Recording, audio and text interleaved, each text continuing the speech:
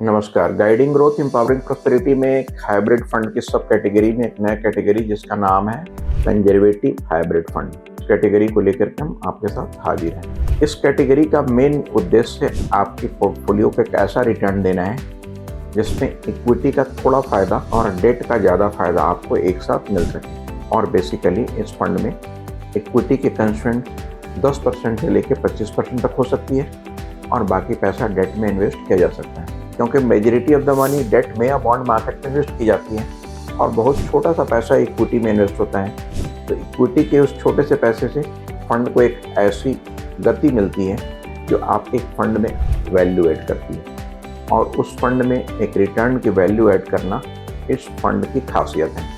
इस फंड को लेकर के, इस फंड में इन्वेस्ट करके आप अपने लॉन्ग टर्म में उस रिटर्न को बीट कर सकते हैं जो प्योरली बॉन्ड फंड में आपको नहीं मिल रही। इस फंड में ऑब्जेक्टिव्स आपके फंड को सिक्योर रखना और थोड़ी ऑब्जेक्टिव्स आपके फंड को गति देना इक्विटी के माध्यम से, ये मेन ऑब्जेक्टिव्स होती हैं। बट इसकी टाइम होरिजन ऑफ इन्वेस्टमेंट आपको बहुत छोटा भी रखने की ज़रूरत नहीं है, क्योंकि बहुत छोटे टाइम होरिजन में हो सकता है कई बार ये फंड आपको डिसअपॉइंट कर सकता है। लेकिन जब भी आप इस फंड का सिलेक्शन करें तो आप इस फंड की होल्डिंग पीरियड मिनिमम 3 साल रखें, तो आपको कभी डिसअपॉइंटमेंट होने की संभावना शायद नहीं हो सकती। इस सीरीज में आज के लिए इतना ही।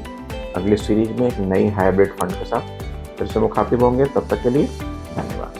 Mutual fund investments are subject to market risks. Read all scheme related documents carefully.